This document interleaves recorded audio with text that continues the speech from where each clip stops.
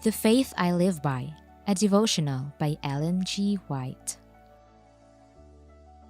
The incense of righteousness, and to walk in love, as Christ also hath loved us, and hath given himself for us an offering and a sacrifice to God for a sweet-smelling savour.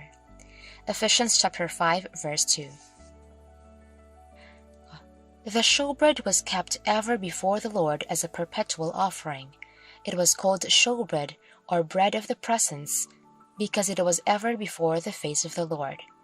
It was an acknowledgement of man's dependence upon God for both temporal and spiritual food, and that it is received only through the mediation of Christ. Both the manna and the showbread pointed to Christ, the living bread, who is ever in the presence of God for us. In the offering of incense, the priest was brought more directly into the presence of God than in any other act of the daily ministration. As the inner veil of the sanctuary did not extend to the top of the building, the glory of God, which was manifested above the mercy seat, was partially visible from the first apartment. When the priest offered incense before the Lord, he looked toward the ark. And as the cloud of incense arose, the divine glory descended upon the mercy seat and filled the most holy place, and often so filled both apartments that the priest was obliged to retire to the door of the tabernacle.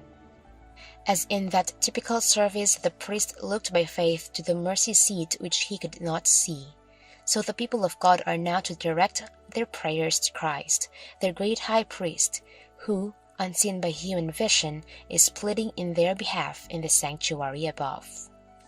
The incense, ascending with the prayers of Israel, represents the merits and intercession of Christ, his perfect righteousness, which through faith is imputed to his people, and which can alone make the worship of sinful beings acceptable to God.